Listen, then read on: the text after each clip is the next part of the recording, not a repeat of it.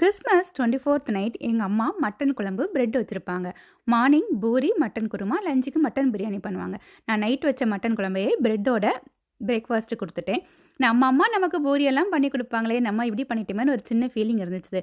Friends லஞ்சுக்கு வந்திருந்தாங்க. வீட்டில் செய்த கேரட் கேக்கை கட் பண்ணி வச்சுருந்தேன். போன்லெஸ் மட்டனை வறுத்தரைச்சி குழம்பு வச்சுருந்தேன். போன் உள்ள மட்டன், உருளைக்கிழங்கு போட்டு மட்டன் குருமா வச்சுருந்தேன். கேரட், தேங்காய், வெங்காயம் போட்டு ஒரு சாலட், பீட்ரூட், வெங்காயம் போட்டு ஒரு சாலட், ரெண்டுலேயுமே எலுமிச்சம்பழம் பிழிஞ்சு போட்டிருந்தேன். தேங்காய் பால் வச்சு விருந்து சோறு. இது ஃபுல்லாகவே எனக்கு ஆச்சி ஸ்டைலு காம்போ சாப்பாடு. அம்மாவோட அம்மா அவங்க கிறிஸ்மஸ் அன்றைக்கி எனக்கு கூட இருந்த மாதிரி ஒரு ஃபீலிங் இருந்துச்சு.